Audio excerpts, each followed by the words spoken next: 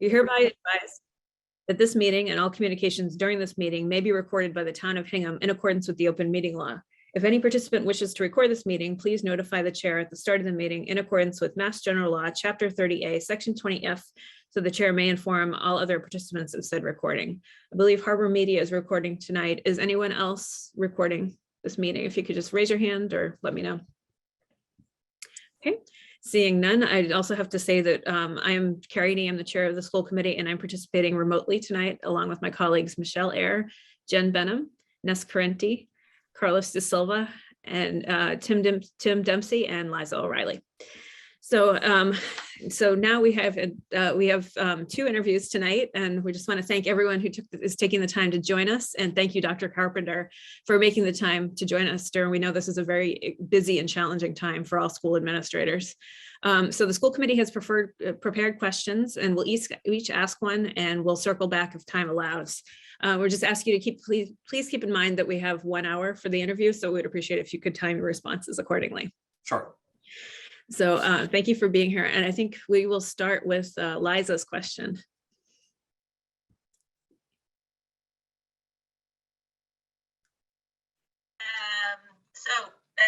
Massachusetts returned to in-person learning yesterday. Desi and the governor are insisting on in-person school. They gave a mad scramble this weekend with a rapid test and mask distribution that did not go as planned. And students and staff are in the buildings with many unknowns ahead. How did things go in your district? How are the staff and families feeling? And what are you communicating to everyone? So, yeah, let's see, if I was to back up, the distribution of the rapid tests that staff were supposed to get got derailed. The Cape and Island superintendents collaborated to get all of ours from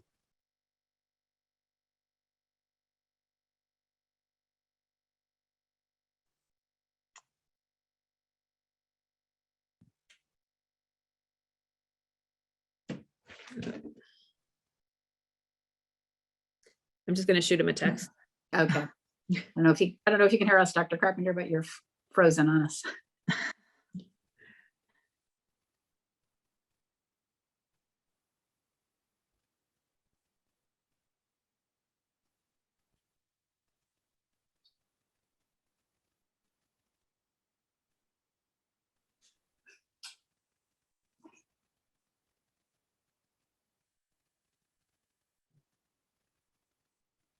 All right, he's gonna come back in. I think we should assure him when he returns that it was not an unflattering freeze. I think we've all been, unfortunately. I know, they almost always I are. thought it was me at first too.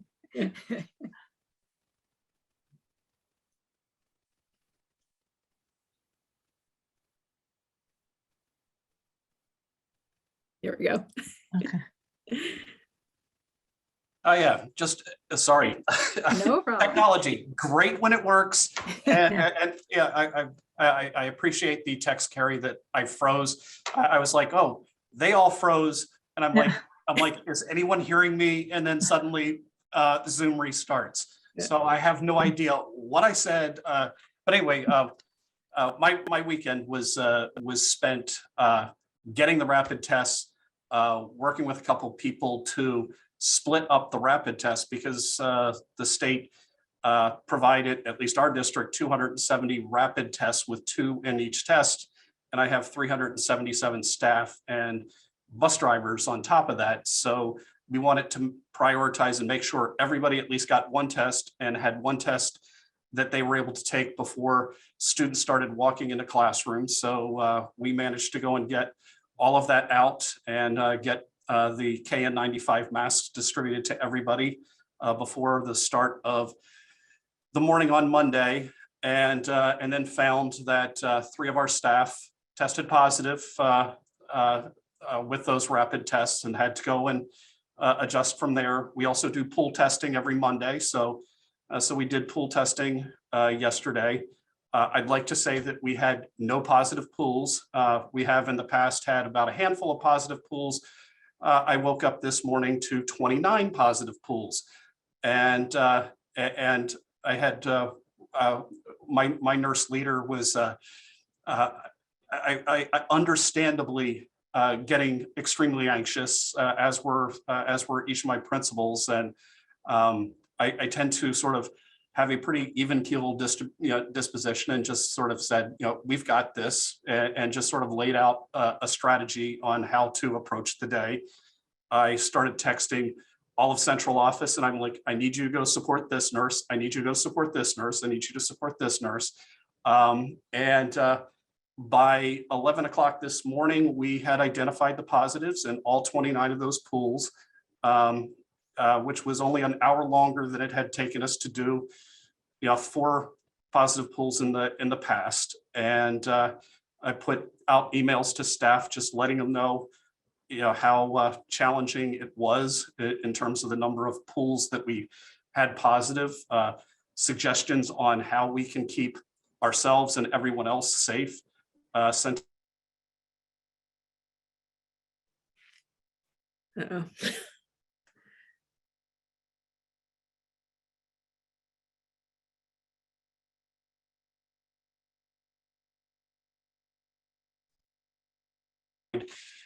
ride this one out. And my computer's now saying that my internet connection's unstable.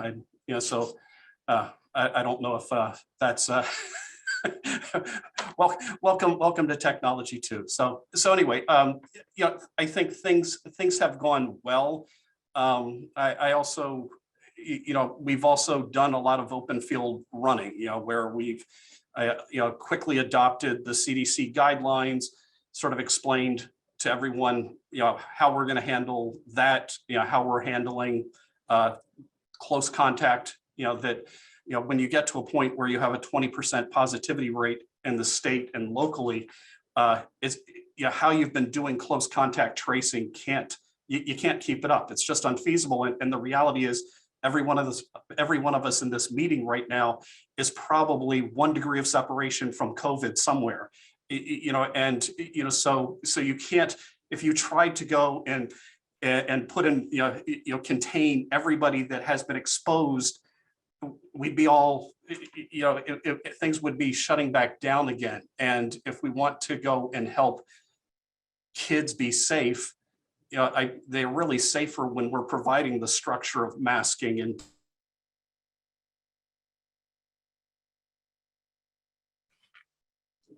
and helping us bring, put the genie back in the bottle, so to speak. Great, thank you. I have the next question. During your previous interview, you described how, due to geography, Monomoy had to innovate to create programs to provide a free and appropriate education for students with disabilities within the district. Could you give us some specific examples about how you develop strong, effective special education programs while also ensuring that students in those programs were fully included, valued members of the school community? Sure. We look at, who's coming in, who do we have, and morph, so you can imagine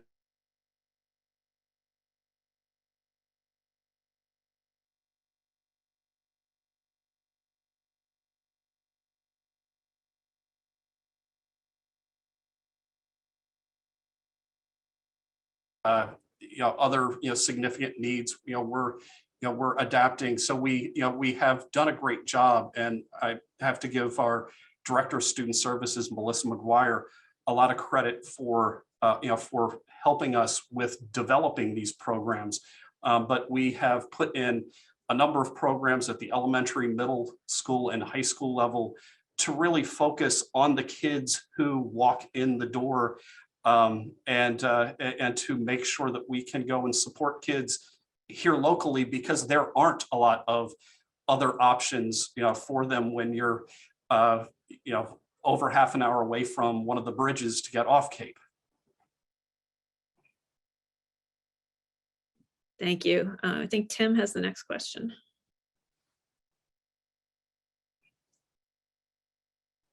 You're muted, Tim. Did that, make everyone else feel Better. The past several years have been extremely stressful and anxiety producing for all residents of Hingham. Many teachers are anxious about staying safe at work. Many parents are nervous about keeping their kids safe in school during a pandemic.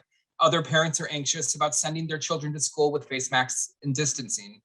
Of course, much of this anxiety spills over to the children themselves.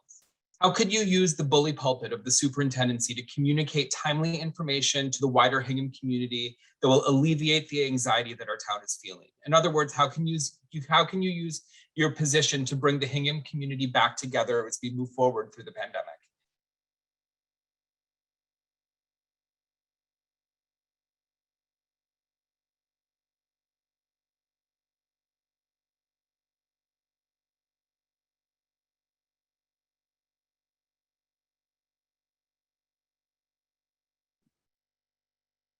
It just, there we go. Did I freeze again? You did, yeah.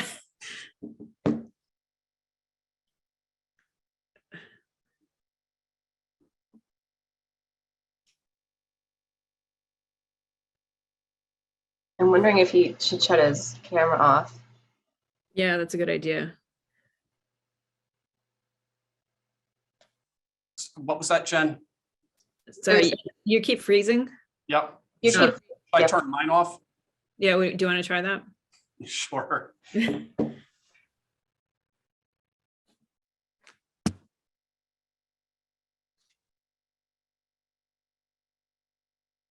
Mhm.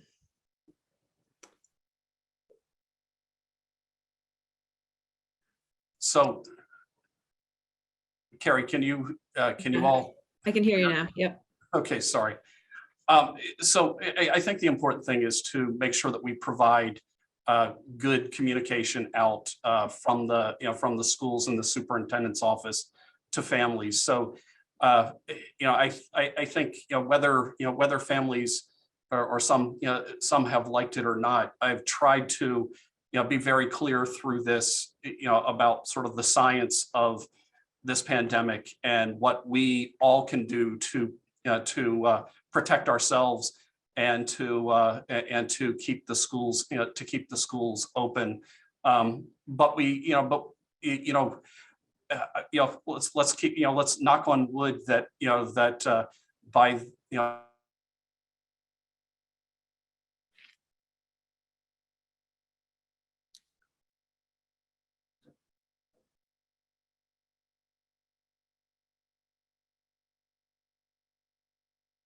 and that we're providing information to families and to our staff on how we're going to move forward together. Okay. And Dr. Carpenter, can you hear us? I can. I think. Okay. Yeah, I didn't quite get that answer because it froze a few times.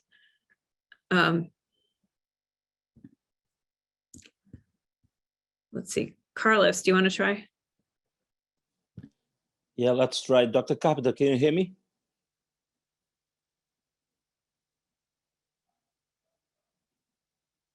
Hello, can you hear me? I can hear you. Yes, Carlos. Okay, great. Can you please tell us once again about your experience handling grievances in our steps, including unfair labor practices, charges filed by the unions? Additionally, can you please tell us about your experience negotiating contract with the different unions and non-union staff? Thank you. Sure.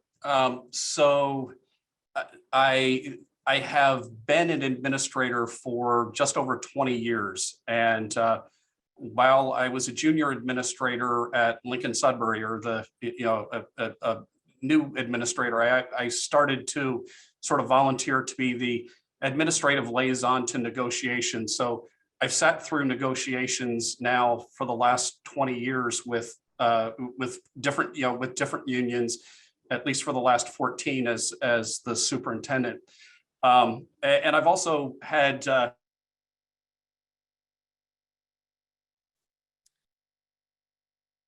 If you can hear us, you froze again.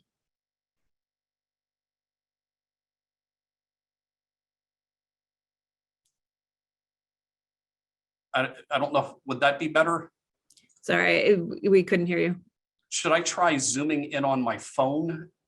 Yeah, why don't you try that and see? Try different connection. Yeah, that might help. Okay, Hold on 1 second. okay.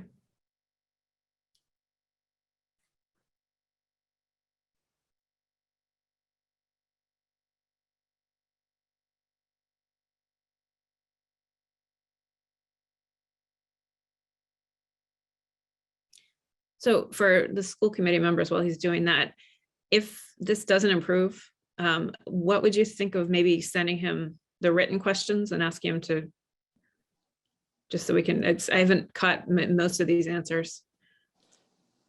And that would be fair, Carrie. And also I would suggest that the members of the school committee turn off their cameras as well. Does that help? I don't think that would make a difference. Right. Does anyone have any thoughts on the? We can't offer him 5 o'clock tomorrow to find better Wi-Fi before our meeting because that's less than 24 hours, right? Right. Okay. That was an option I was thinking of, but that won't work.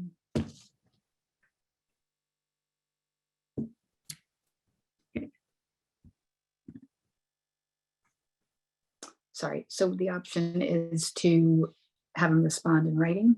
Well, the let's questions? see. Yeah, let's see if this works. Carrie, can you see and hear me now? I can hear you. I can't see you.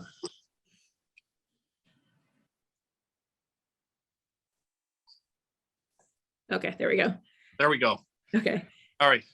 And you actually now seem more fluid and less jumpy. So that Okay, could be. maybe this is Okay. better. So Carlos's question was on experience with contract negotiation, grievances, et cetera. And I was just saying that I have, I started off 20 years ago as the most junior administrator, volunteering to be part of the administrative liaison to contract negotiations. So I've been involved in contract negotiations for the last 20 years, for the last 14 as superintendent. I started as superintendent right during the financial collapse back in when, just after Lehman Brothers had gone south, 14 years ago, and it was challenging financial times and a challenging contract to negotiate when the wherewithal of the community wasn't nearly what as a superintendent, as a school committee, you'd like to be able to go and say, here's what we could afford as a COLA. So, so there's been some challenging financial times that I've had to help a district get through off Cape. We've had at times some challenges here, but we've managed to get through, those. We've had, I can't say that I've had a lot of grievances over the years, but we've had grievances and have been able to go successfully work with, with our teachers and get through those, those as well. But I have had a lot of experience when it comes to negotiating contracts, both with our teachers. We also off Cape or on Cape here have our custodians are part of a separate union. So we have an SEIU contract with our custodians. But other than that, everybody else falls under our MREA agreement. And off Cape, it was just one contract with the teachers. Great, thank you. And this connection seems to be working much better. Ness, do you want to take the next one? Yeah, sure. Okay, can you tell us about a time where you recognized an internal communication gap within the staff of your district? What did you do to address the gap and what was the outcome? Explain the methods of communication you used and how you measured the outcome. So an internal communication gap. I think that I'm trying to think of a good example. I think that here, one of the big challenges that we had with at Monomoy is we were bringing together two towns.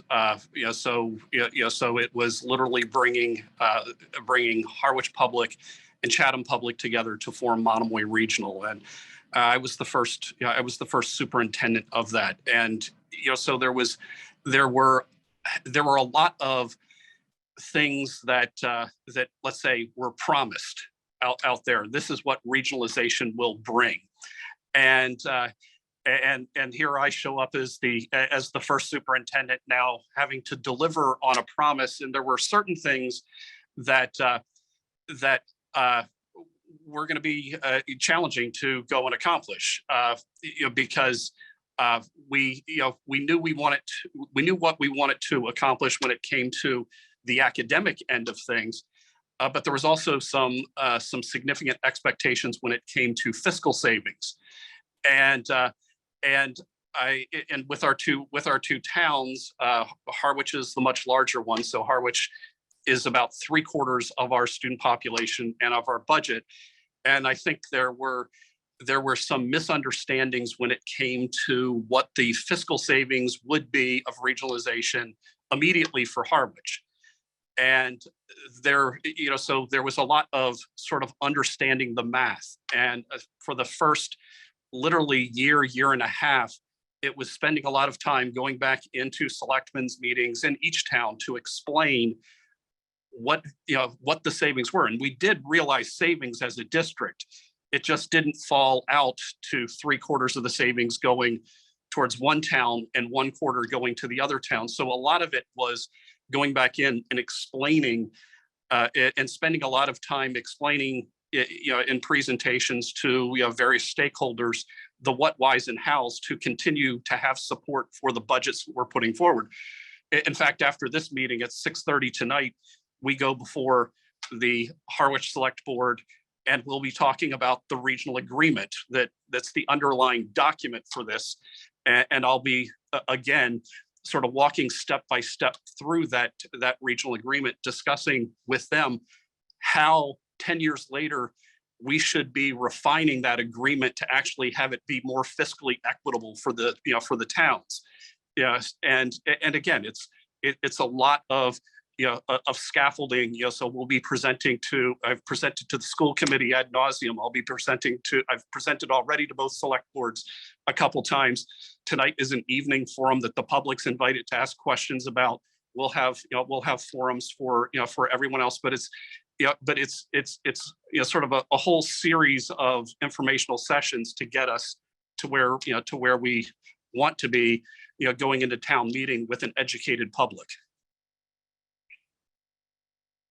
Thank you and good luck. I know. Yeah, thank you. Jen, do you want to take the next one?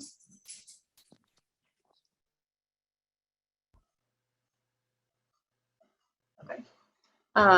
So each student, can you hear me? Yep. Each student is an individual and needs to be challenged where they are, while empowering them with self-efficiency.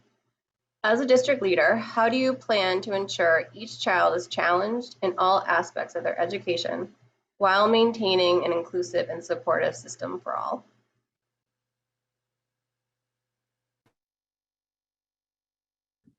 Dr. Carpenter, You're you're muted. There we go. Unmuted now. I think I dropped the phone briefly, and I think hit the mute button on the way.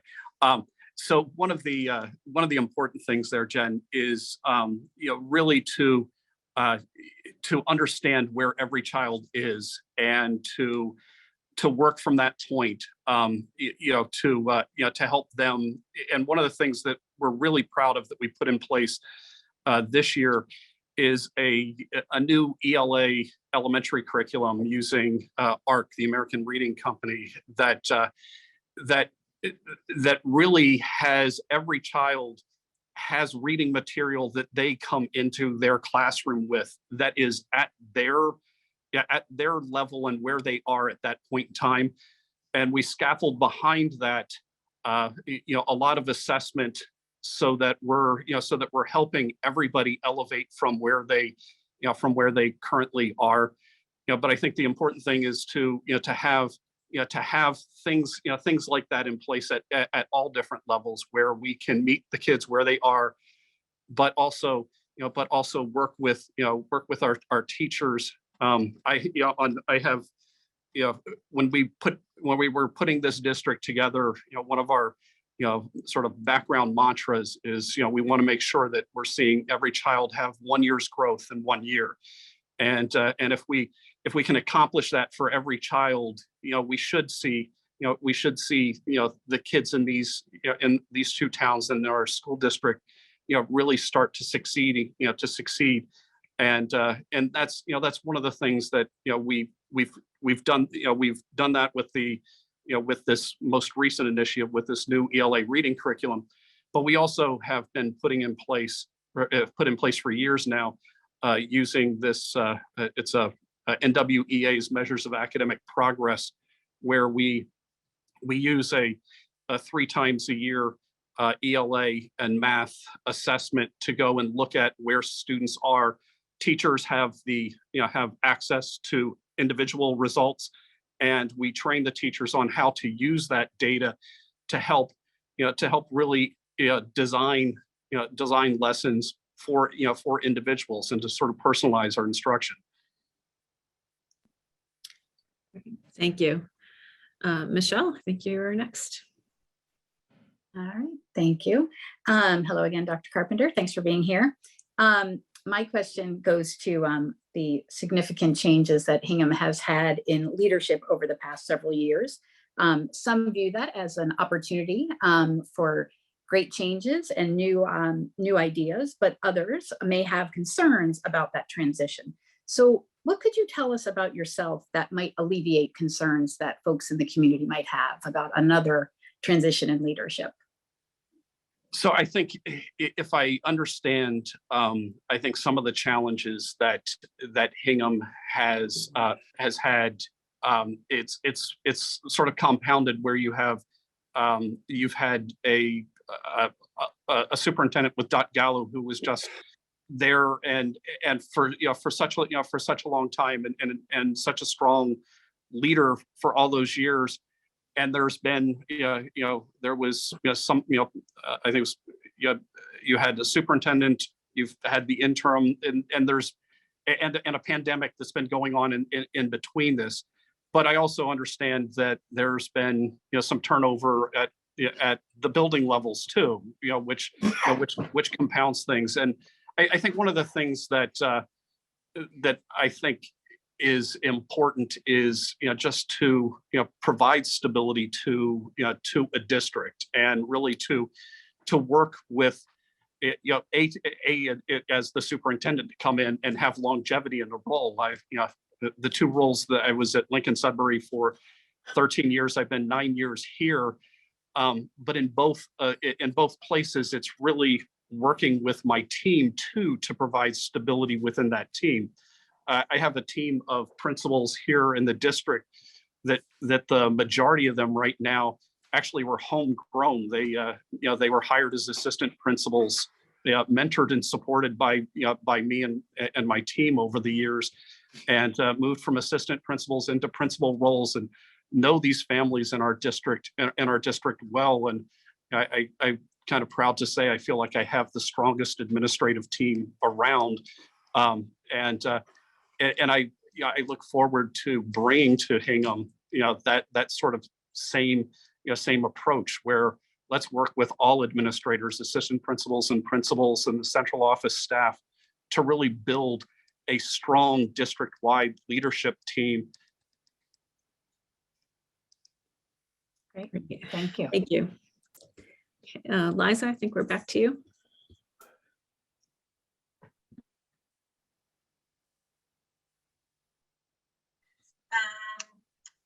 So I wanted to talk about curriculum development. When introducing new curriculum due to revised state standards or addressing performance gaps, what is your approach to engaging the staff to identify the issues, the opportunities, and to overcome any defenders of the quote unquote old way of still working? Yeah, well, so I think the important thing is to have your staff be part of the process. That while while you could from an administrative level move forward something top down, that's not been my approach. The approach has always been to to engage a committee of all stakeholders in talking about a big curriculum change. If we look and go back and look at this new ELA curriculum that the district here has implemented, that wasn't coming from a curriculum director. That started, that wasn't, decided by a curriculum director or a superintendent.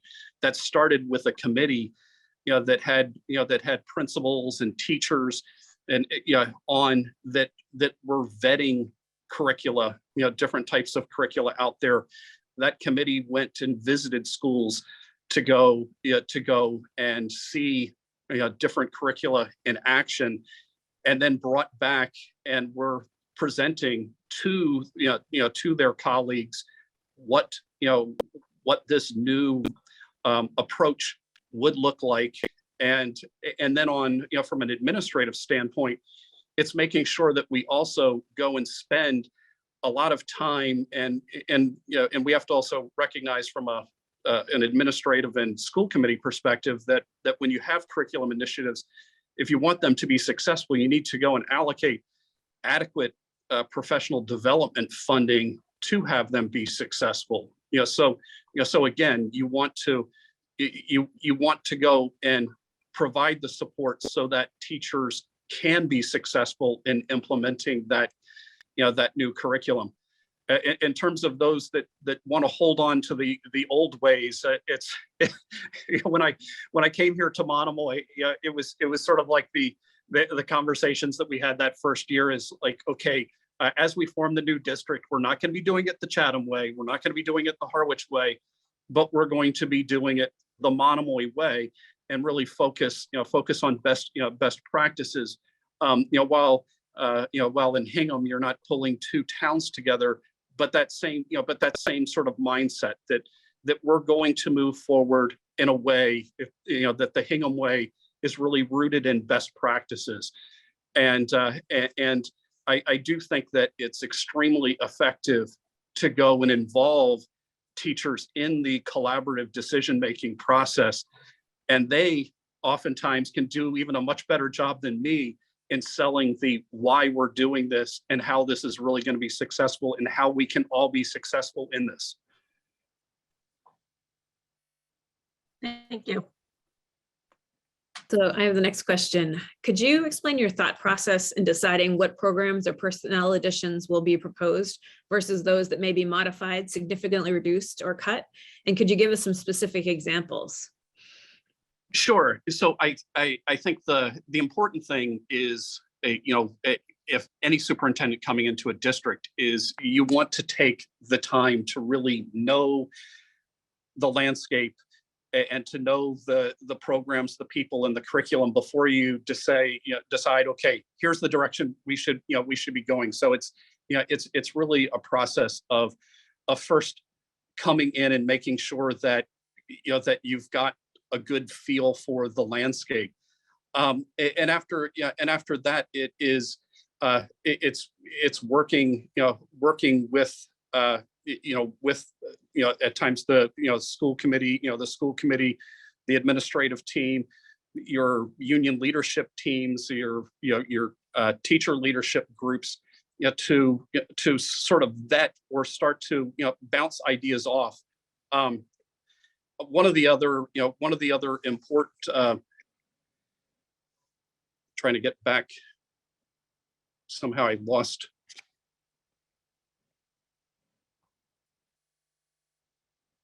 Am I back? Do I have you guys back? Sorry, it's like a phone call came in and all of a sudden my screen went blank. I think one of the important things is also to make sure that that you're also looking at what sort of guiding documents are sort of taking you where you want to be. So my understanding is that Hingham's going to be going through a strategic planning process, and and you want to make sure that what you're, the direction you're moving forward is in support of that strategic plan, that, that a new superintendent's not coming in and suddenly it's like, well, new superintendent, I'm heading off this direction that's going, that's, there's, I'm sure that there's going to be a lot of thoughtful planning that goes into the strategic plan, and to really look at how and what sort of personnel or programmatic changes would be happening that are moving that plan forward. Great, thank you. Let's see, next we have Tim. Sure. Sorry. Hingham Public Schools has many stakeholders who often try to pull the superintendent in different directions, completely unlike Monomoy. You talk about how you effectively work with parents, students, building teachers and staff, central office staff, and other Hingham residents when each of these groups may want very different things. And can you talk about a time when you worked effectively with multiple stakeholders who wanted different outcomes from a situation? Yeah, I think, I mean, we could even take the pandemic, and as a microcosm of it, or, but it's, if we take sort of the look at reopening schools, for instance, there was so much angst behind that. Teachers were very nervous about the worst that could happen. Many of our parents were afraid to send children to school. There were other parents that were ready. It's like, they've been at home too long. Please, please have them come in. So there were so many different individuals that were in very different places, and you have the overlay of sort of almost a politics as it comes to masking and vaccination, and so again, a lot of it is hearing people out. It's been, I think, one of the blessings that has come out of the pandemic. And I know Zoom isn't working very well for all of us tonight so much in terms of the technology, but I used to joke that that I each year I try to have several coffees with the superintendent, and the first few times I would bring coffee and donuts, and I'd be walking home with lots of coffee and lots of donuts because only a few people would show up. But with Zoom, suddenly, in the pandemic and angst, suddenly, we're having 200 people on these, and having good discussions. So we came up with strategies to have sort of a facilitated conversation where somebody would be sort of looking at what's coming up. Parents would be typing into the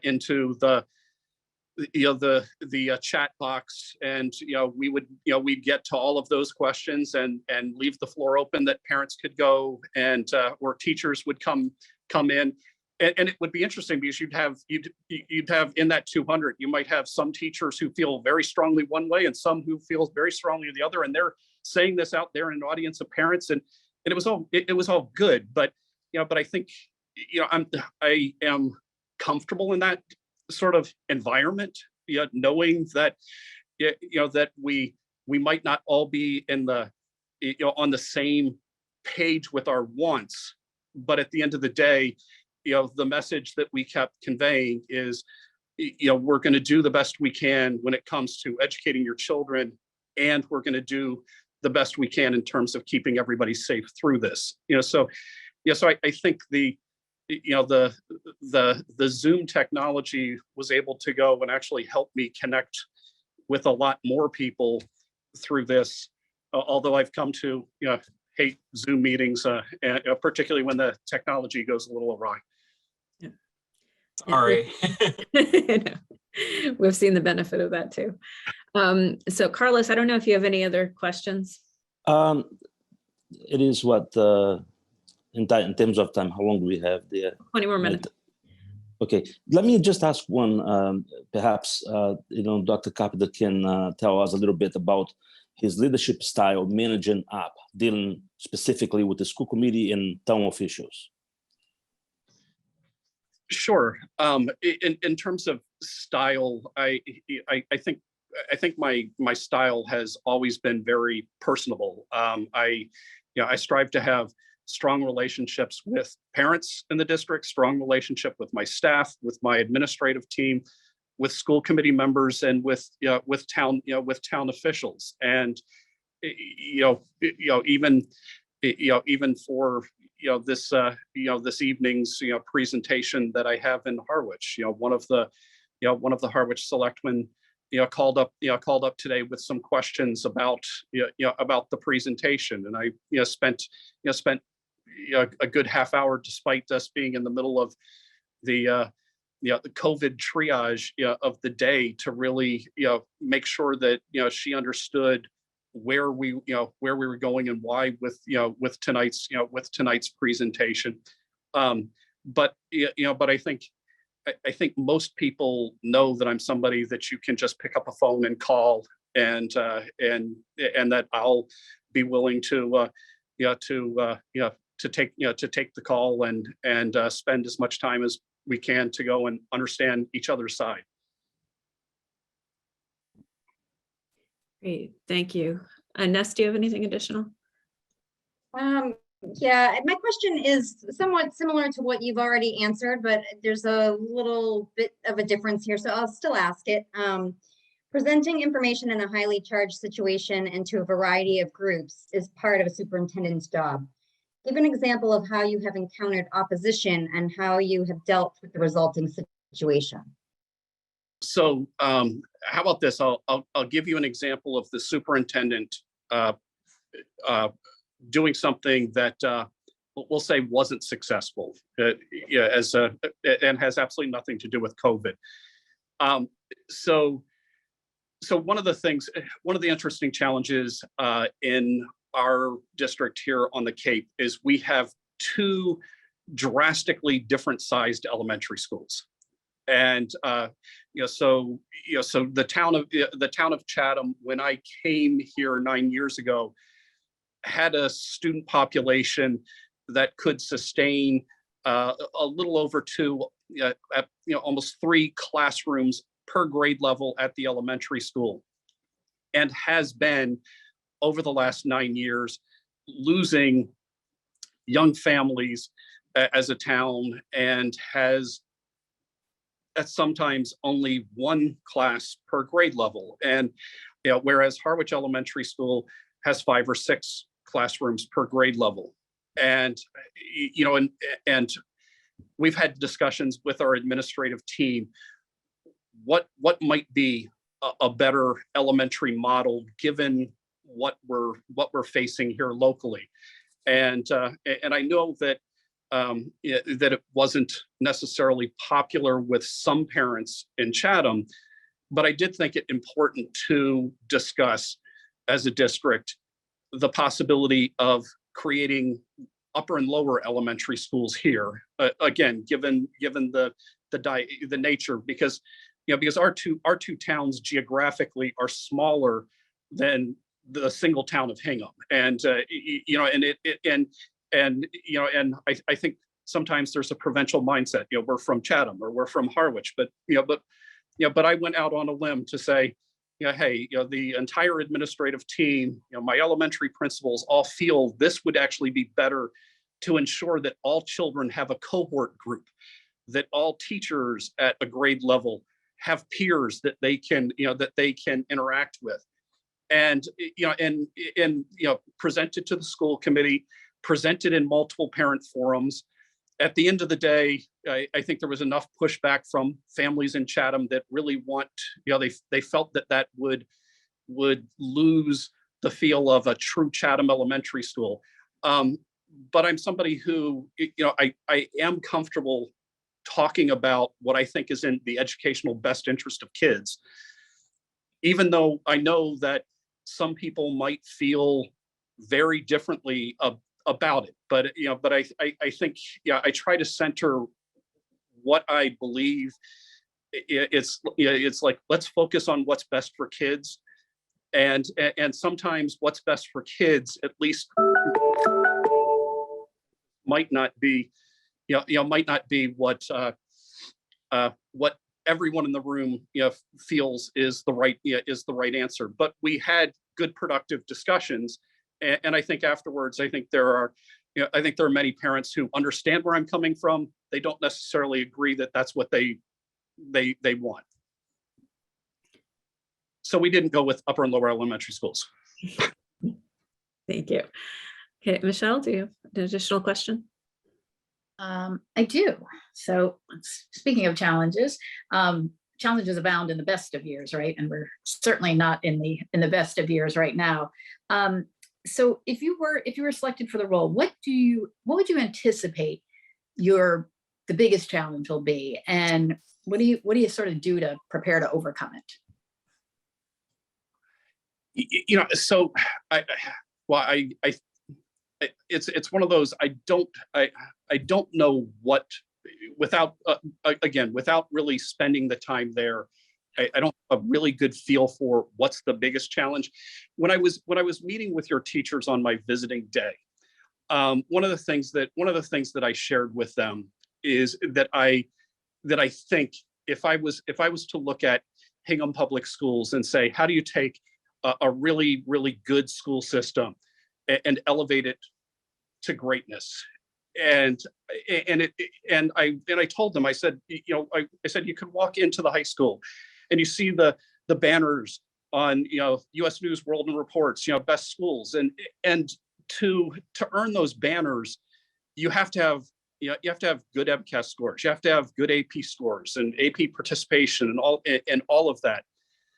But I also know that if you look at my district's MCAS data and your district's MCAS data, there's a set of kids who aren't thriving and aren't succeeding to the same level, and a disproportionate number of them are socioeconomically disadvantaged kids, are children of color, are EL learners, and I think if we can go and say, hey, let's go and be proud of where we are, but let's go also do some reflecting and say, let's not be satisfied until every child is succeeding. And I think that that's a challenge, because I think oftentimes, and I know this from being at Lincoln Sudbury, that it's easy to rest on our laurels. When good school districts they come, the kids disproportionately come from great homes and with a lot of resources, but I also think that we can, as a district, go and help everybody elevate. And I really think that the big challenge is how to go take a district that is phenomenal to begin with, and to then also help it elevate. Great. Thank you. Thank you. And I'm sorry, I skipped Jen. So Jen, do you have anything? That's okay.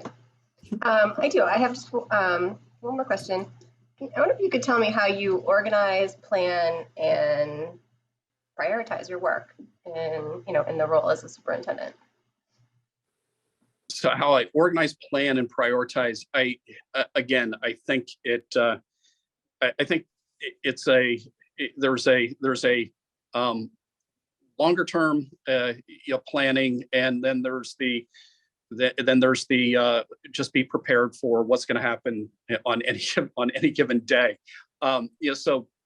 So again, going back to sort of that concept of a strategic plan, that there's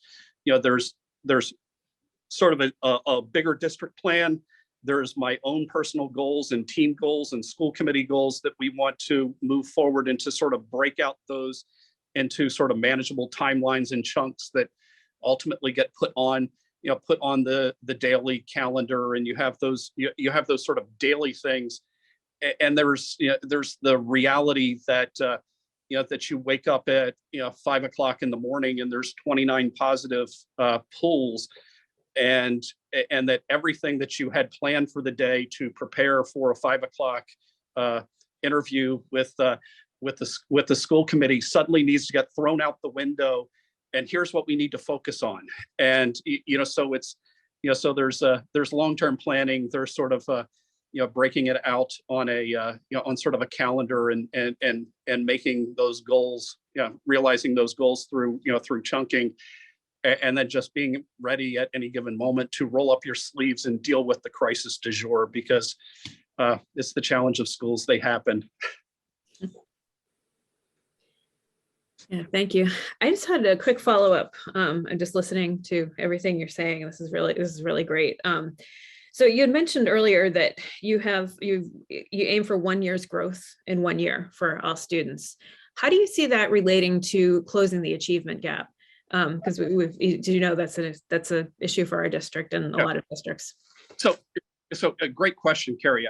I think the reality is that that there are kids that are going to come in, so if we start at this moment in time, there are kids that are behind, so 1 year's growth for them isn't going to catch them up. And I think it's the difference between, providing everybody the same thing and actually providing true equity. And, so it's, sometimes we have to look at what do we need to do for a set of kids to have them, realize success. And a lot of times it's maybe they might need a little bit more.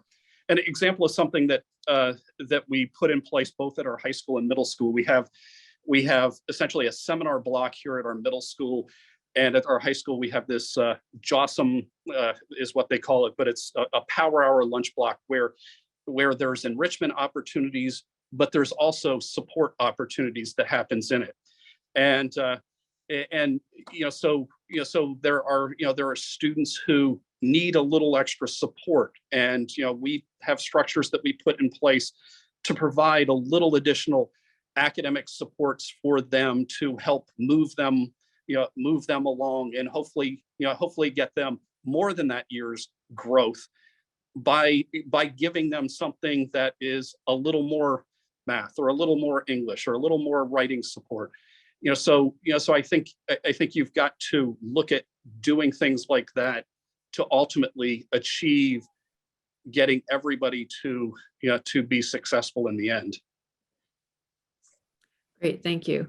And I don't want to forget, so our student rep couldn't be here tonight, but he sent a question from the Student Advisory Committee. And that is there any aspect of your experience of relevance to this position that you've yet to have an opportunity to share with us? I don't probably. I think you've probably heard a lot about me over the last couple interviews and my day there. This is something that I'm really excited about, the possibility of coming to Hingham and being a part of your community, and and it's for me.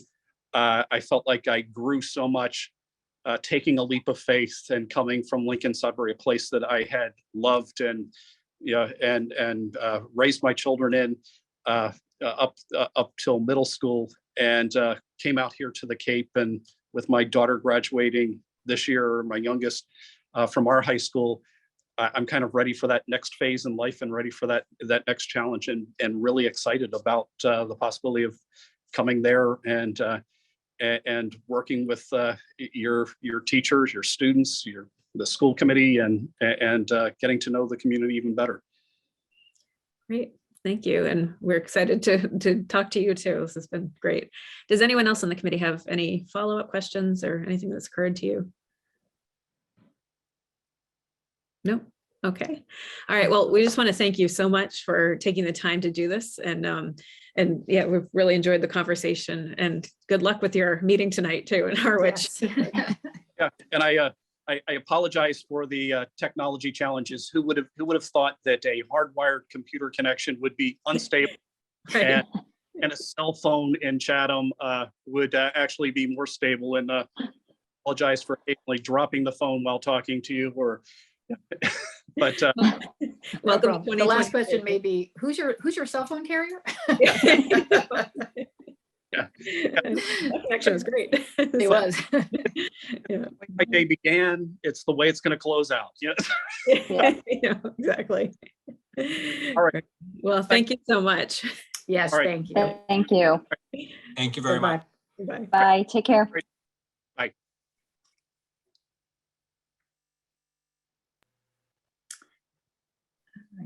All right, we have a few minutes. Carrie, I did notice someone had their hand up, so I didn't know if you had noticed that, but I did notice that. Yeah, we're Okay. not taking public comment tonight, but people are free to send us an email if they'd like to. Let's see. All right, so we have a few minutes. I'll text Margaret Adams and let her know. I'm just gonna grab some water.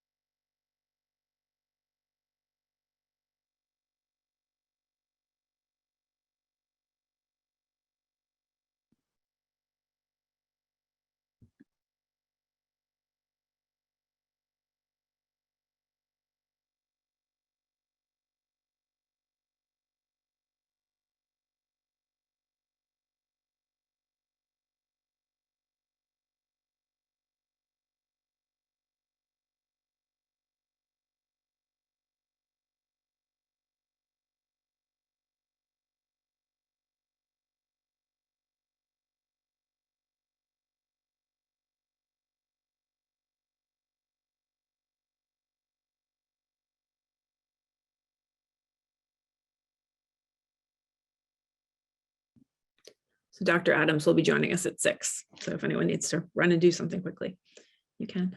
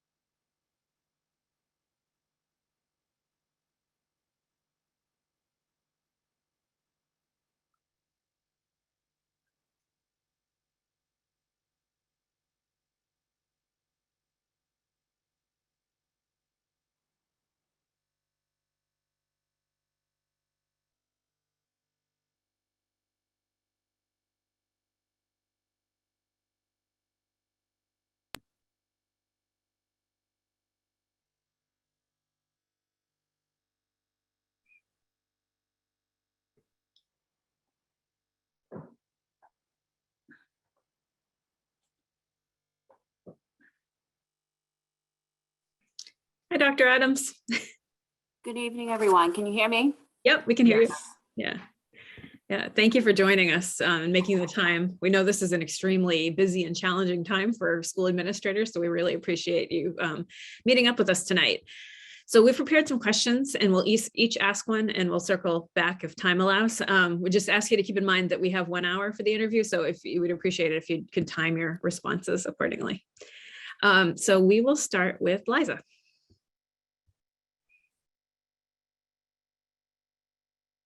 Good evening. So Massachusetts returned to in-person learning yesterday.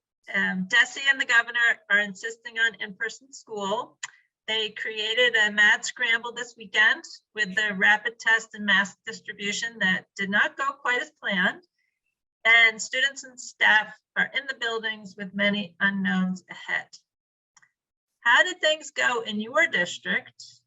And how are the staff and families feeling? And what are you communicating to everyone? Yeah, I think I was recalling, I said to someone, I feel kind of like we're on a session of Survivor, right? That what's the next challenge to come? And it came this weekend. And I'm sure it's not the last one to come. We are closely monitoring, like every district, our student attendance and our staff attendance in trying to make sure that we have staff in front of students, really thinking creatively to support the schools and staffing. We have a long text chain going on this evening to make sure we have enough staff. Where do we need to move people to make sure that we have staff in front of students so that we're minimizing disruption and thinking creatively. We started communicating over the weekend with district leadership and principals to think about our plans for Monday, communicating and creating a plan for the distribution of masks and tests on Sunday to staff, and then on Monday morning, if people wanted to come in early and test at the school site, and then making sure that anything that was needed. I think our challenge, I don't think is going to come this early in the week. I think our concerns are more later in this week as we have our pool testing going on and finding some more positive students and really managing that. I think some of the concerns are right now we're hearing from parents is when kids are on masks, especially at our elementary, when they're having snack and they're having lunch. And because in order to have students in school, we need to use that 3 feet of distance. We had already made some great plans to make sure that our students were in clusters at lunch with assigned seating so that we can do any contact tracing that needs to be done. So we just revisited those plans with staff, made sure seating charts were up to date so that we could identify any close contacts that are needed, and did a lot, and we're still doing a lot of reminding of students, reminding them of our behavioral expectations around wearing masks, about social distancing. And I think that's going to be a continuing piece. And we're just having a conversation about how do we maintain that at our high school. As the kids get older, they tend, as they do better with reminders, and then how do we make sure that they're getting ownership of the importance of wearing masks, not only to keep themselves safe, but to keep other members of their community safe. And one of the things we were talking about is how do we enlist the students more in this? Because the adults are doing a lot of the advising and saying, well, let's get the students engaged, and saying, how do we get students giving that message to other students, as well as the adults, to get engagement of students in sort of thinking about how do you maintain that safety. That at the elementary level, a lot of the adults are doing the monitoring, both the teachers and parents, but at the secondary level, we give students more independence, both as parents and as educators. And so making sure that we engage students and giving them some ownership, I think is going to be really important. So our major challenges, and probably the same in Hingham, is making sure that we have enough staff in front of students. and being creative, and everybody covering. I was covering today a school that was down a building administrator, and supporting lunches because people were covering classrooms and doing lunch duty and recess duty so that we can hopefully get through this next challenge of survivor that we're on at the moment. Well, that's a good term. I like that one. Thank you. So I have the next question. Find it. So during your time as an assistant superintendent of teaching and learning, and previously as the director of curriculum in Melrose, how have you worked to provide a literacy curriculum that meets the needs of all students, including those with dyslexia and other disabilities that impact a student's ability to learn to read? Yeah, so literacy is one of my passions. It started as a teacher. I went to get my master's degree as an elementary teacher and got my master's degree in special ed because I was extremely interested in why my students weren't and how did I support my students in gaining literacy and what else I could do. And so it's one of my passions, and I was privileged to be the director of literacy in Malden and learn so much from the teachers and the systems that were in place and that we grew in Malden while I was there, and brought much of that thinking to Melrose with me. We have a very strong tiered system of support.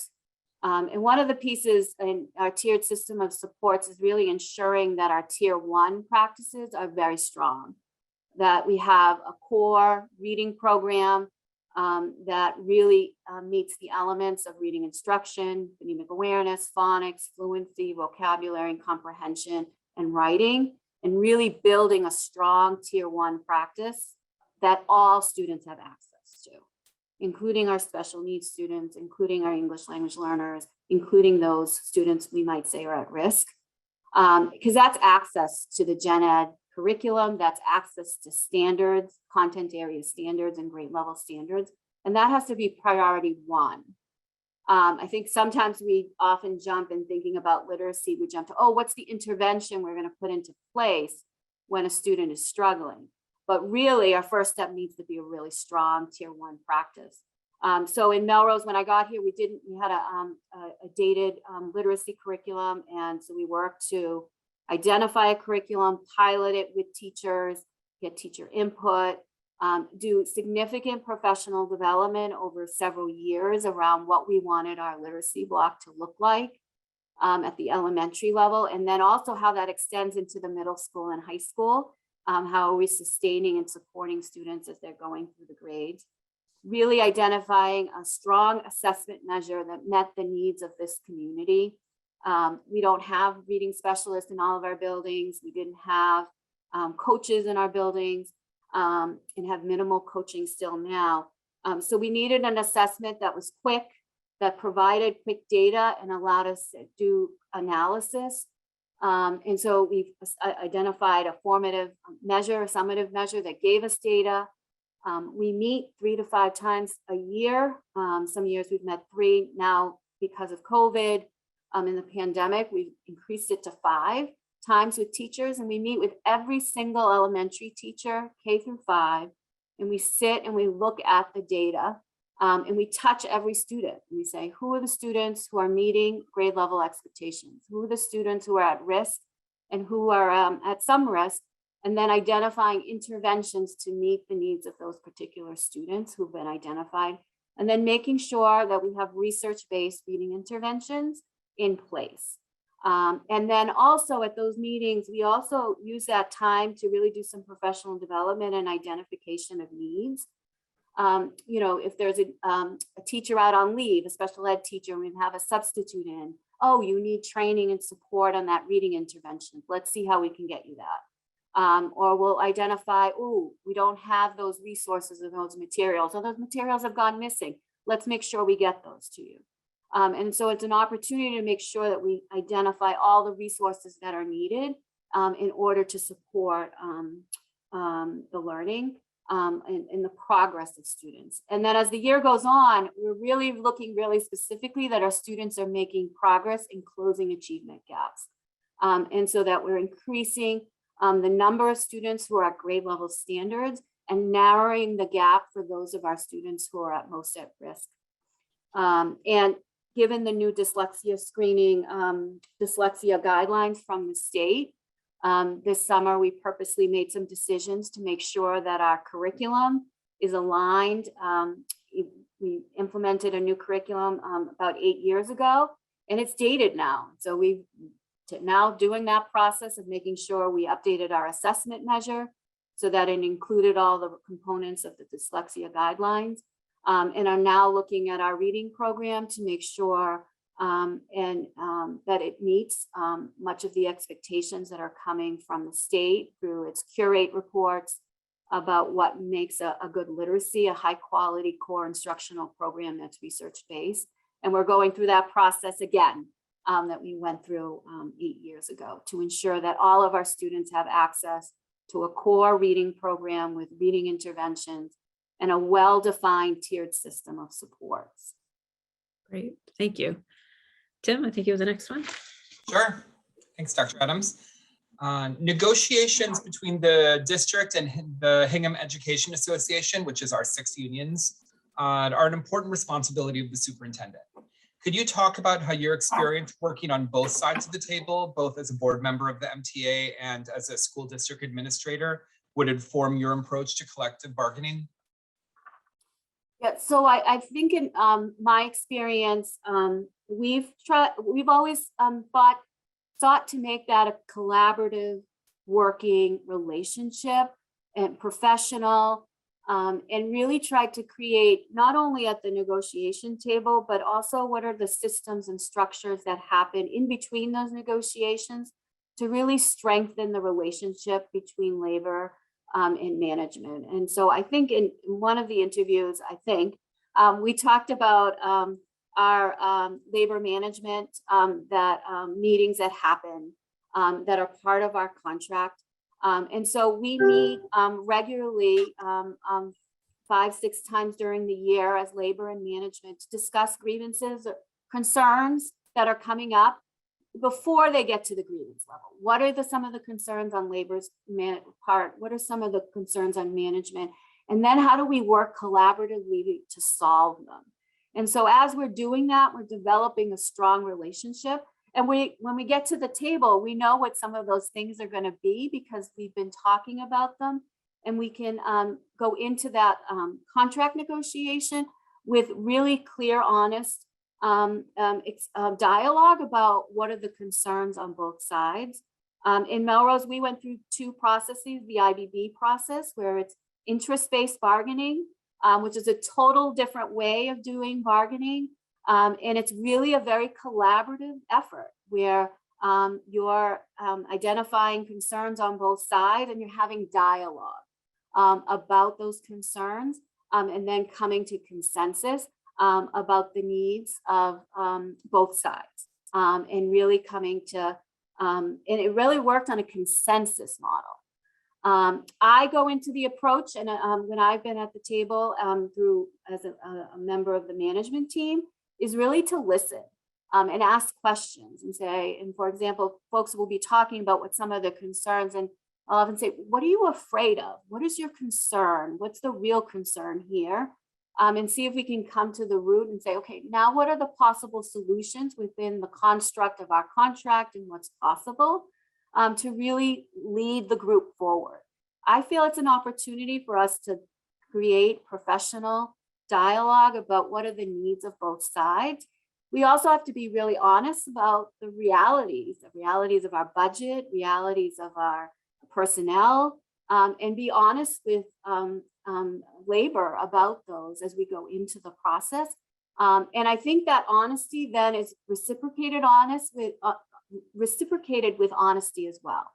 By listening and being honest through the process, I feel like in developing that long-term relationship with union, and being constantly resolving problems together and working collaboratively, the process of negotiation tends to go the same way, because we developed a strong base for that relationship as we go into negotiations. Thank you. Okay, Carlos, are you with us? Good evening, Dr. Adams. Hi, It's Carlos. it's nice to speak with you once again. Part of my question was, already asked by Tim, so I'm going to ask you one sent by a parent. It has come to our attention that you have served as a member of the board of directors of the MTA. Although this is not a big issue for us, you have not listed this role on your resume. Why not? I don't know if I did or not. I thought it was.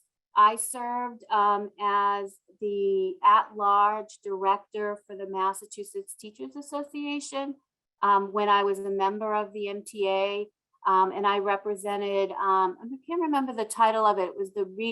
It was a MTA director representing ethnic minorities, and I became involved. I was working in Brockton as the director of bilingual programs, and I actually became involved as a result of the passage of question 2. And my role, and I was interested in how the labor could support some of the educational political issues and being involved politically. And I saw it as an opportunity to be engaged at a larger professional way in sort of advocacy. And it's something that I'm really proud of. It's something that I've tried to model for my own children, being part of my local community's town meeting. I've been part of my local community's master planning process.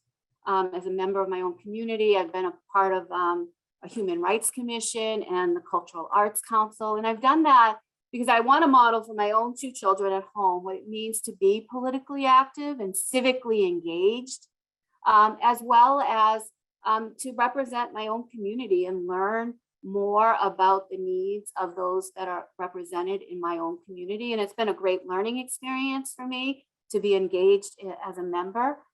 If I left it off, I'm proud to have served as an MTA board member and served with some great colleagues and learned a lot about advocacy and the work that happens at the state level. And it was I very proudly would say that I was happy to be part of it and learned quite a lot through that process and informed some of the work that I even do today when I work with teachers. Yeah, and just to confirm, your MTA activities were listed on your resume, so just want to make sure. Yeah, I thought it was, because Yeah. it wouldn't be something, I'm very proud of that. Yeah. It was something that I was proud to have engaged in. As a member, I was an MTA union member as a teacher and as a district administrator for many years, and was a proud member of the union. Great, thank you. Ness, you're up. Hey, Happy New Year. Nice to see you Hi, again. Ness. Okay, so you have had a solid career with lots of great experience. Transitioning into the superintendent role would be a significant change from the work you have done to date. What might your typical day look like in your first year as superintendent? And then what might your days look like for the 2 years following? Yeah, I haven't been a superintendent, but I wasn't an assistant superintendent before, and I wasn't a director of literacy before, and I wasn't a principal before, and I did it. And I really take every role that I've taken with gusto about really learning as much as I can, as quickly as I can. I've learned also at this point in my career that I really want to focus really strongly on developing strong relationships, both with community, students, and families. And so I would hope in the first year to create some systems and structures where we can maintain continuous and open dialogue. For example, that Labor Management Council would be one thing that I'd want to make sure that we get started. Some means for labor and management to get together to discuss concerns and create relationship and dialogue. A means to meet with students on an ongoing and regular basis. We have a structure here called our citywide PTO, where representatives from all of the PTOs get together on a monthly basis with the superintendent. And it's a means for the superintendent to have an ongoing dialogue with a group of parents, where parents can say, hey, this is a concern in the community. And a means for the superintendent to say, hey, we're thinking about this. Can you give us some feedback? Or how do you think about this rollout of this idea? Or what else is needed here? So I would really want to structure those systems and get them up and going and really focus on establishing some really strong relationships. And then also, and so that in the second and third year, they're well established. We have routines, we have norms, we have working agendas, and we have a way to initiate new members to those groups. And so we're creating traditions and habits of how we work together in order to sustain new work that we're doing, right? And new things and new ideas and new challenges, right? We've certainly learned in the last 2 years, and including this weekend, that we are in for more challenges. And so we'll create those systems and structures so that when they come into place, we can say, oh, we've got a way and a system to communicate and to work together to solve those. And we can do it quickly. And in some cases, we can take more time to develop a real process. That's what I would see in my first year, is really making sure that we put those systems and processes in together so that in the second and third year, we're really strengthening that relationship and really helping to move forward new processes, new challenges that we need to undertake, new changes, new initiatives that we feel are needed in order to move Hingham forward. The other thing I would say is really, I really value, and it wouldn't be something that would change from my first to second, third year, is really trying to really be present and visible and understand what's happening in each school building, really walking and really understanding and meeting on a regular, consistent basis with principals in their buildings, walking their classrooms, talking about teaching and learning, looking at facilities, and really understanding those challenges and documenting them, creating that system in the first year, doing it as much and as frequently as we can, and trying to sustain as much as we can in the second and third year of that routine. Should be something that happens for me routine. All of the administrators that I supervise, I walk with them every month through their departments. We meet and talk about teaching and learning. We talk about their goals for their departments and anything that's needed and resources that are needed and their progress towards those goals and their progress in going forward and towards them.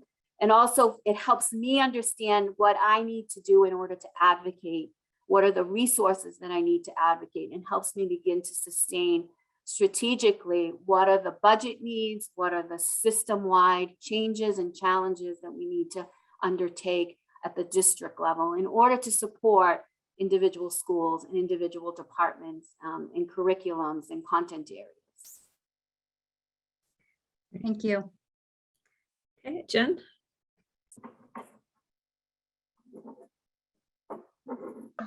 So each student is an individual and needs to be challenged where they are while empowering them with self-efficiency.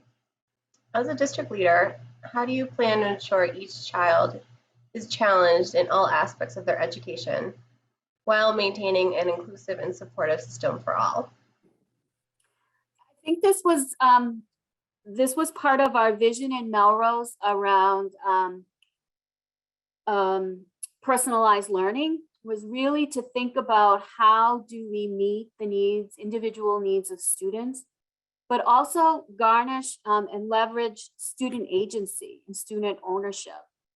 Instead of it being teacher directed, is really developing students' own ability to leverage and design their own learning path with the teacher as a facilitator.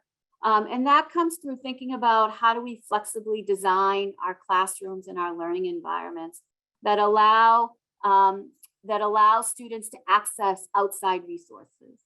How do we create universally designed classrooms where we're providing multiple means for students to represent their ideas, express their ideas, multiple ways to represent information to them, multiple ways for them to engage. How are we really clear on the student learning progressions? Like, what are the objectives you need to show mastery of in order to move on to the next piece?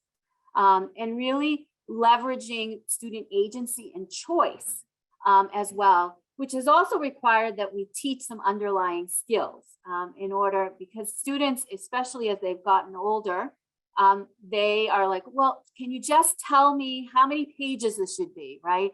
Or can you just tell me what I need to do? And instead trying to shift our students' thinking and teachers' thinking is, this is about you and your learning. You tell me what you need to do in order to show mastery. And here are some choices. And seeing the teacher more as a facilitator of that process instead of the director of it, and really gathering student agency.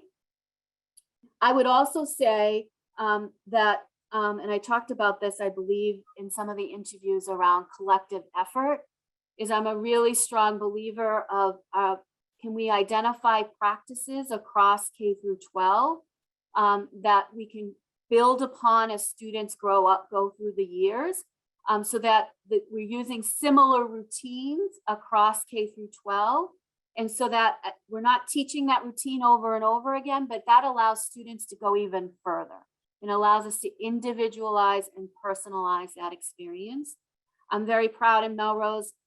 This year, grades 3 through 12, we've been able to, all students have student portfolios, where we're asking students to think about what we call our habits of learning, and think about what are student products, work that show that you're a self-directed learner, that show you're a responsible citizen, that show that you're a communicator and a problem solver, and having them say, this is a collection of my work that shows myself as a student learner. Also thinking about having students set goals for their own goals and their own action plan of how they're going to reach that goal. And in Melrose, we call that a personalized learning path, where you're outlining how are you going to achieve that math goal? How are you going to achieve that literacy goal? And also very proud of many of our teachers using menus and playlists that allow students choice and agency and how they meet the objectives of this, and how are they meeting standards. So I'm very proud, and that's been over several years that we've done that work. And it's, because of the pandemic, I think we were slowed down a bit, and we're now trying to give all that effort and work that we've done kick back into gear. But I'm very proud of the work that we've done, and proud this year that all of our students grade 3 through 12 will have portfolios. We've also instituted capstones in every grade at our high school, and trying to get some more going into our middle school, so that students have a project that allows them to showcase all of the learning they've done throughout the year, and allows many students to go further and allows some students to go to a certain point, but we're allowing multiple ways for our students to express their learning and represent their ideas and show that they're learning in that capacity. So. Thank you. Michelle? Thank you. Hello again, Dr. Adams. Thanks for being here. So one of my questions is that in the best of years, challenges abound, and we're certainly not in the best of years right now. What would you anticipate might be one of the more challenging aspects of the role if you come on board? And what could you do to prepare for that? I think the challenges that we're experiencing right now is retention of staff is one of the things I would say. And one of the things that we're thinking about and planning right now is how do we make sure we get ahead of hiring and recruiting. I'm concerned about our teachers and our administrators as well. So how do we make sure that we recruit and are competitive in making sure that we have a great pool of teachers? How early can we start hiring and get folks on board, and creating, and we've tried really hard in Melrose to make sure that we have opportunities for teacher leadership, for teachers to move up from teacher to administrator, and put together some professional development over time. that allows for teachers to move up. So I think I'm concerned about teacher retention, it's one of the things we're having conversations about now. We did, when we were struggling to find paraprofessionals and subs early this fall, we did in early November, I think it was early November, we did a hiring fair, which we have never done before. We were able to get and hire and fill all of our open paraprofessional positions that we had been struggling for 2 months, 2.5 months. And it was a dry run for us, and we knew that that's something we want to do again this spring. We were even talking today about what are going to be the challenges about hiring staff for summer programming, and thinking about, hey, do we want to do a summer kind of hiring fair where people can come and get information, get all their questions answered, even begin the hiring process, get their query done, and get interviewed and be almost as ready as we can be to hire them on the spot so that we can have staffing ready to go. I'm concerned also that how do we set systems and structures to support teachers into next year? How do we support them over the summer to make sure that, and our leaders too, our school leaders are working extra and a lot. And so how do we support and sustain their self-care? What are things that we can take off their plates? What are things that we can think about doing differently in order to support going into next year? For example, this year we created a position called a daily student support. That's sort of like a sub, but can do multiple things within the school. And we're thinking about our budget and, how do we make sure, and our ESSER funds, how do we make sure that we retain that? Because I think we're going to need that again next year. We added school and lunch monitors, which we had never had before because we were struggling to cover the additional lunches we had to create. And so I think we might still have many of those challenges coming into next year. And so we're trying to plan really purposely in our budget to make sure we have the funding. But I think the second piece is making sure we can find people to be there as well. Thank you. Okay, Liza, we're back to you. So I have a question about curriculum development. When you're introducing new curriculum due to revised state standards or addressing performance gaps, what is your approach to engaging the staff to identify the issues and opportunities and to overcome the defenders of the quote unquote old way is still working well, why should we change it? We have a process in Melrose. I've been doing it for 12 years, 10 years here, 9 years, started in my second year here, of curriculum review, where every curriculum has gone through a 2-year sort of program evaluation, and it's very much teacher-led. So teachers, for example, right now we're doing social studies and starting world language. We're finishing the second year of social studies and starting the first year of our world language. So teachers, we meet throughout the 2 years on a monthly basis.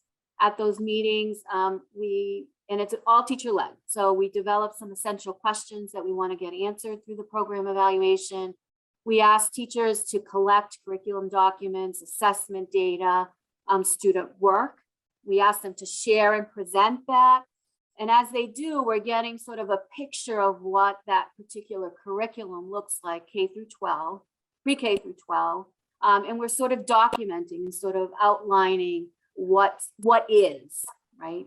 We also then do some student surveys, family surveys, staff surveys, and it's teachers create the surveys, they create the questions, we administer those, we do some focus groups. We also do some site visits where we ask other districts to come and visit us and give us feedback. And that's really powerful because we have someone from the outside saying, hey, what about this? Or we didn't see this. You told us we'd see this and we didn't. And so it's both, we like to say sometimes the criticism or the constructive criticism is hard to hear, but it's important because we need some outside view of what we're doing. And then at the end of the process, we're really developing an action plan based upon what we found. And we develop a 3-year action plan of how are we going to address any of the needs that we saw as part of the curriculum review. And it's all teacher-led. And so through the process of the 2 years, we're really engaging in really thoughtful conversation about what is, asking questions and documenting and looking at data. And so at the end of the process, it's teachers own the process because it's led by them. And we share our curriculum review with both the whole department, other teachers, as well as school committee and the wider community to really show that we're in a continuous cycle of improvement and working to engage our curriculum, our instruction, and our assessment in order to better meet the needs of our students. And through that process, we really haven't engaged in many like, oh, this is the old way of doing things, because it's been really teacher owned. But also being constructive and critical and saying, how do we continue to move our district forward toward a vision? I think it also helps to really have a clear strategic plan and vision of where we're going. And that really, we've tried to leverage that vision of personalized learning to say, how do we keep taking steps towards that vision and using our curriculum to do so? Thank you. I have a question about the budget. Could you explain your thought process in deciding which programs or personnel additions will be proposed versus those that may be modified, significantly reduced, or cut? And could you give us some specific examples? So I think we really want to engage your leadership team early and often. And this is a real year-long process. You want to really look and keep returning to the strategic plan and saying, what is our vision? What are our goals? And really engage the leadership team as well as your school site councils and saying, what are the needs and the resources that we need? And trying to leverage all of the systems and processes that are in place to sort of that process that I explained around the curriculum review. Through that, we're also identifying what might be particular needs that curriculum might have. For example, we might say we don't have social studies text at this particular level. How do we make sure to budget for that? And how do we budget? You might not be able to budget 1 year, but how do we budget over several years in order to meet that need? And sort of thinking about, you want to align all your systems and processes with the budget process. And making sure that they're communicating. And that happens with ongoing dialogue with the leadership team. We really want to also continue to think about, really leveraging what are our strengths and what are the particular needs that we have and how do we address those needs? Are there ways that we can reallocate existing resources to meet those needs? And thinking about that first. And then thinking about how do we leverage the budget to really propel the next things that we need in order to really actualize our strategic vision, our strategic plan. So I think that's what's really important. I'm also in our practice in Melrose, and my practice and my vision is really to think about how do we protect what's closest to the classroom, making sure we think about class size, making sure we think about what are the resources that teachers need right at the classroom level in order to meet direct student needs. You also want to continually be looking at student enrollment, your special education numbers, what are programs that are needed in order to meet increasing special ed needs. As I'm sure many districts are experiencing increased numbers of students on the autism spectrum, and how do we make sure that we're creating programs that are meeting a wide range of learners within district so that we can retain as many students as possible when it's appropriate. So we want to make sure that we're creating programs that are meeting our enrollment needs, our student population needs, and really addressing those. Great, thank you. Tim? Sure. Hingham Public Schools has many stakeholders who often try to pull the superintendent in many different directions. I'm sure completely different than Melrose. But can you talk about how you can effectively work with parents, students, building teachers and staff, central office staff, and other Hingham residents when each of these groups may want very different things? And can you talk about a time when you did work effectively with multiple stakeholders who wanted different outcomes? I think I missed the last part of that. I don't know if it was me or. Sorry, can you talk about a specific time when you worked effectively with multiple stakeholders who wanted different outcomes from a situation? Sure. I think one of the things we have clearly, and I think is important, is having a clear communication chain for the district, so that if you have an issue about this, make sure you first see your teacher, then see your school building principal, because I think sometimes often parents jump right to the top and instead saying, oh, please make sure to address this first with the classroom teacher and then the principal. So my first question often is to a family is to say, have you addressed this at the building or school level first? Because I think the amount of time at the district level it takes to investigate all of that and get all the answers is first you want them to really communicate and try to resolve it at that level first. So that's always one piece that I often refer to is, do you know about our communication chain, and can you make sure, let's go through the process first. I think also those systems and structures that I talked about, I think are really important so that when issues come up, there are ways and forums where that can be resolved. Sort of that citywide PTO, where you have a group of parents who can help you resolve and help create with you ways to better communicate with the families and parents. They can also go back and share concerns and responses back at the PTO.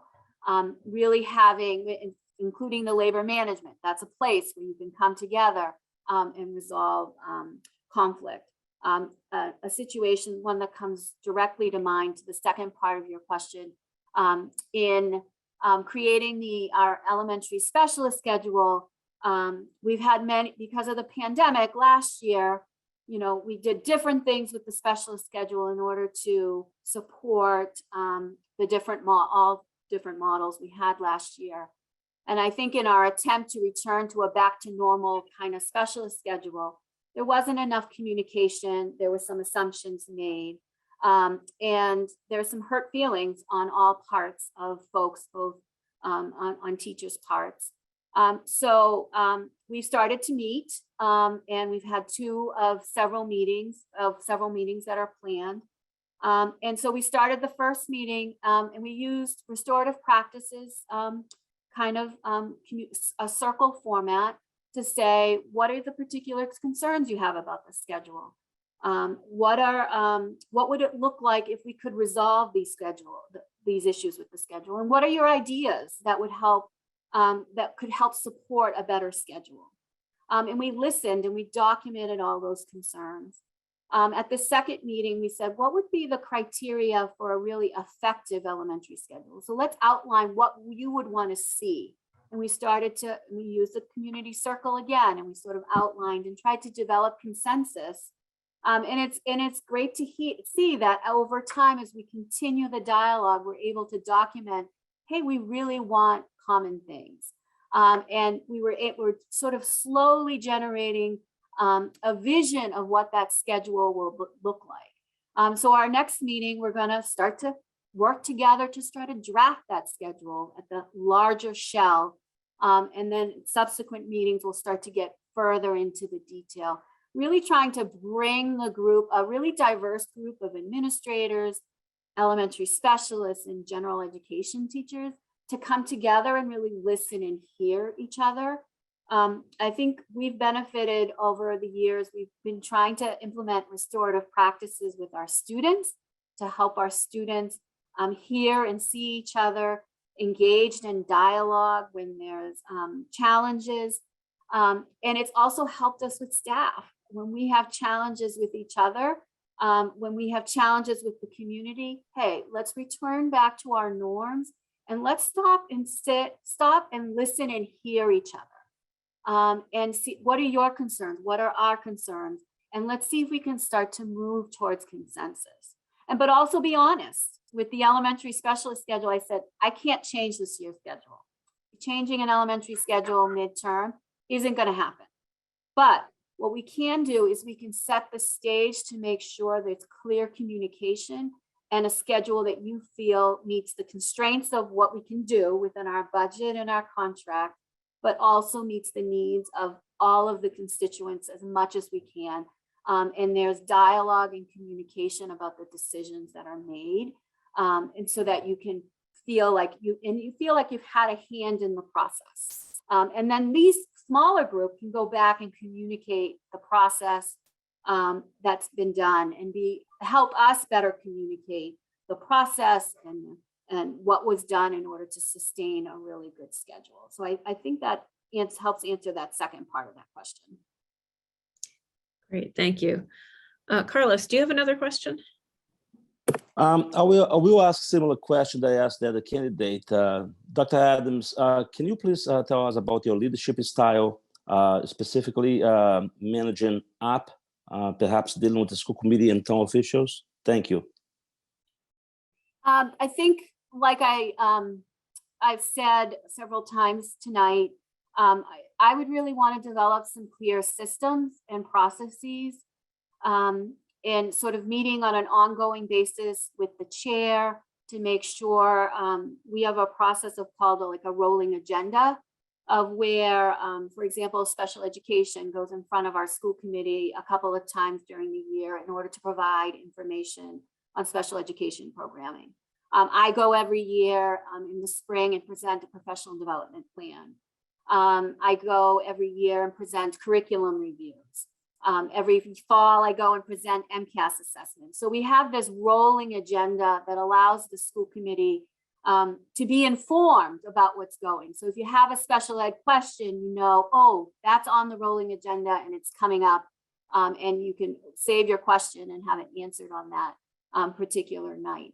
And so really working with the chair to really design that rolling agenda so that it's meeting the needs of the school committee to be informed about what's happening in the schools. And then also meeting individually with school committee members about what are their concerns and what are their needs, and trying to do that on an ongoing basis and having continuous dialogue. One of the things I think is going to be very important is really constant communication. You want to be informed if there's something happening. And so creating some sort of system of doing that. For example, I do a memo every Sunday night to the administrators that I directly work with. And I sort of say, here's what's coming up. Here are some resources. Please remember this. Or a reminder, here's a to-do. And sort of having that same sort of continuous dialogue with the school committee so that you know some of the things that are happening, some of the things I'm doing, some of the things that the leadership is doing, so that you're informed, so that when you get asked questions in the community, you can respond to say, oh, I know about that. I heard about that, and this is what I know. And so that you're not surprised. I think it's important. There will be instances where you'll be like, oh, I didn't know that. But we want to minimize that. You want to be, I want the school committee to be advocates of the work that's happening in school, which means I need to provide a system and a process for you to be informed. And that can happen at school committee meetings, but I think there are other formal structures that we can put into place, like, I don't know if it's weekly, but a weekly memo or a bi-weekly memo that gives you a sense of what's happening in the schools and what's coming up, and gives you information about, in order to better inform your own constituencies and respond to the constituents that you have. Great, thank you. Ness, do you have something? Yes, presenting information in a highly charged situation and to a variety of groups is part of a superintendent's job. Give an example of how you have encountered opposition and how you have dealt with the resulting situation. I don't know if it's me, but I missed the middle part. Sorry. So can you just repeat it? Yeah, absolutely. It might be me or it might be. No, you. it's I don't probably know. me. It's why I moved.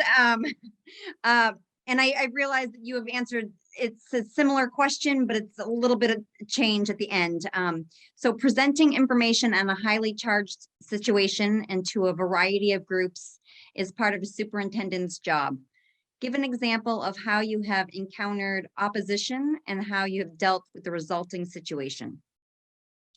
I think in my role right now around curriculum, I think that sometimes as we in Melrose strive towards our diversity and equity goals, in really trying to one of the goals of our plan is to really amplify diverse voices.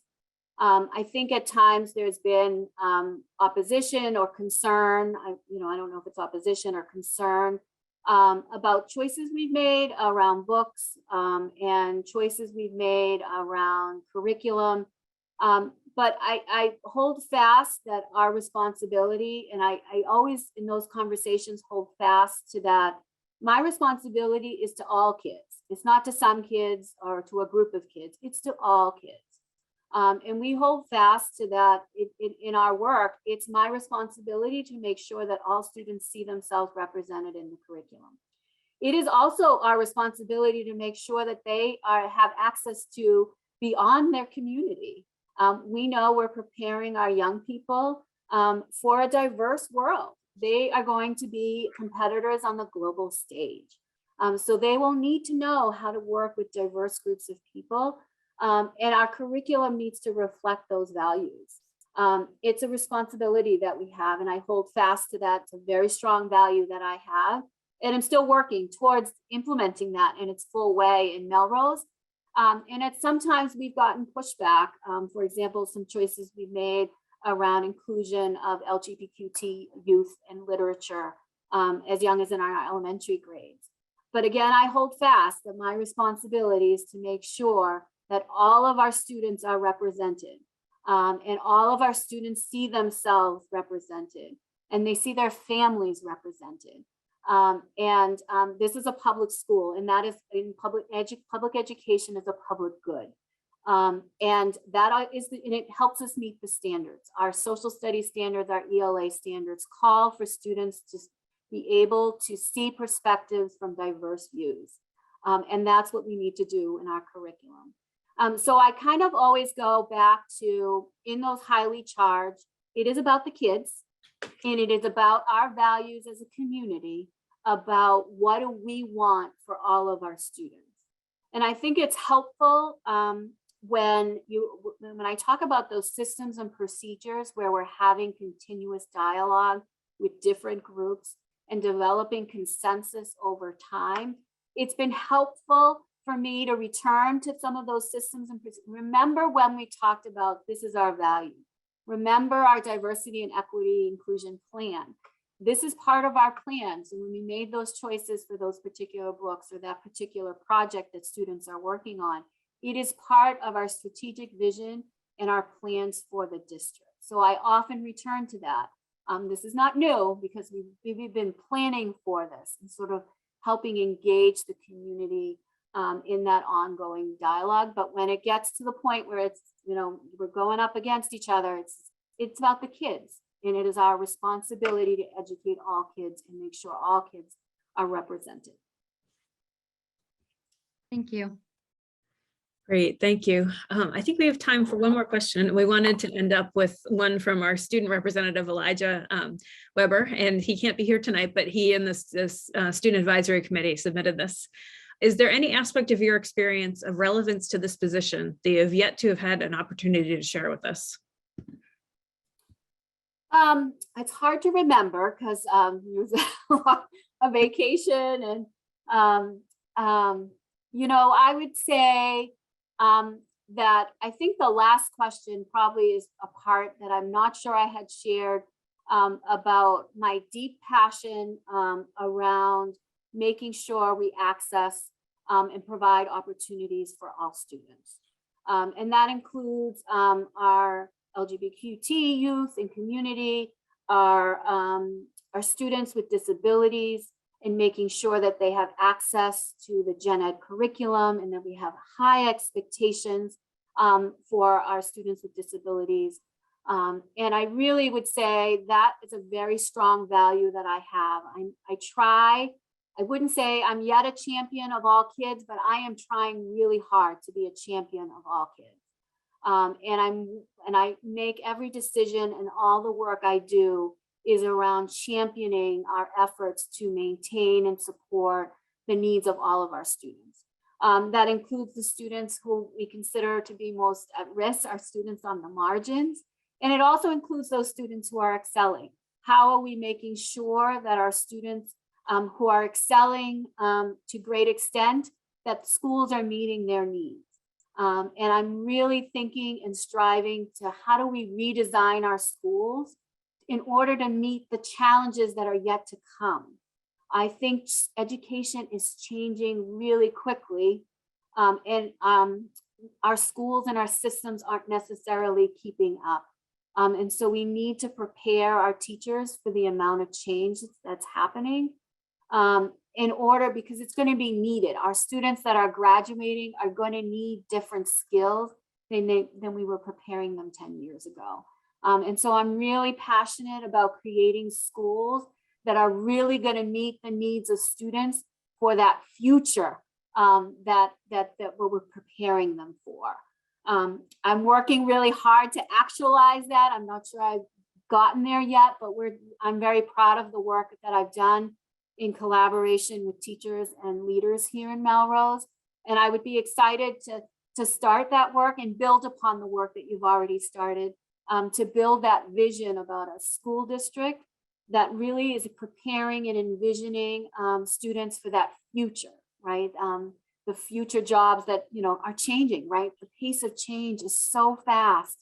And I'm not sure we're keeping up as far as schools and education, just overall in general. Never mind the pandemic that's hit us in the middle. We have to have grace for that too. Great. Well, thank you so much for taking the time to meet with us. I think we all really enjoyed the conversation. So we will be meeting tomorrow night to deliberate, and we'll give you a call probably tomorrow. So thank you all very much, and good luck. Thank so you. much. Thank you so much. Thank you very much. Good night, Bye. Dr. Adams. Thank you. All right. So we have a lot to think about. So, We do. um, Carrie, did you want to, are we going to meet in person tomorrow? Is that still our plan? Or is we gonna- everybody still okay with that? Yeah. Okay. Yeah, it'll be easier to deliberate. It will be live streamed on Harbor Media. If anyone can't be there, you can watch on Harbor Media, and it'll be recorded as well, so people can see afterwards too. And So- Carrie, are we in town hall as opposed to the school department, or are we? I would have to check. I'm not sure. I thought we were in the conference room, but I'm not sure. It's on the agenda. Okay, I thought it was town hall, so we can spread out a little bit more too. Yeah, definitely. Okay. Does anyone have anything for 48 hours? No? Okay. Seeing that, I will take a motion to adjourn. I'll make a motion to adjourn. I'll Second. second. Okay, thank you, Liza. All in favor, Michelle? Aye. Aye. Sorry. Okay. Sorry. Yes. Aye. Carlos? Aye. Tim? Aye. Liza? Aye. And I'm an aye as well. So we are adjourned at 6:59, and thank you to everyone who stayed in on the call. Yes, Bye. thank you. Good night.